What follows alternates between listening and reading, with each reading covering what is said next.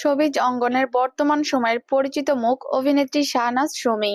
প্রথম সিনেমাতেই সবার নজর কেড়েছেন এই অভিনেত্রী। বড় পর্দার পাশাপাশি শোবিজের অনন্য প্ল্যাটফর্মে নিয়মিত কাজ করছেন তিনি। সম্প্রতি এক নির্মাতার বিরুদ্ধে হেনস্থার অভিযোগ তুলেছেন অভিনেত্রী।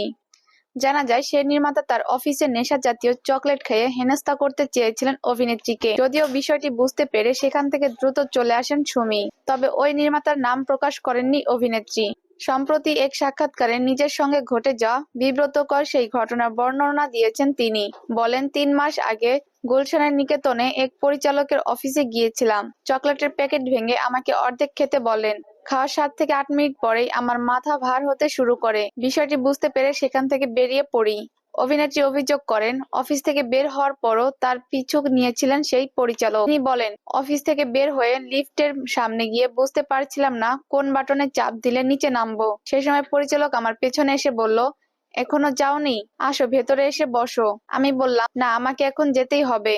লিফটে না গিয়ে রেলিং ধরে ধরে সিঁড়ি দিয়ে নামতে লাগলাম। সেও আমার সঙ্গে সঙ্গে নামে। আমাকে বলে, তুমি কোথায় যাবে? আমি কোনো একটা ঠিকানা বলার পর সে বলল, আমিও যাব সেখানে। সে হয়তো আমার জ্ঞান হারানোর অপেক্ষা করছিল। মনে হলো আমার পালানো উচিত। অন্য কোথাও যাব বলে সেখান থেকে দ্রুত হেঁটে বের হয়ে এলাম। প্রসঙ্গত, রিয়েলিটি শো সেরা নাচিয়েতে অংশ নিয়ে শোবিজের নাম লেখান সুমি। একই সময় অভিনয় করেন সালাউদ্দিন লাভলুর নাটক সোনার পাখি রূপার পাখিতে। এটি ছিল তার প্রথম নাটক। এরপর পাপ পুণ্য, দামাল সহ কয়েকটি সিনেমাতে অভিনয় করেছেন।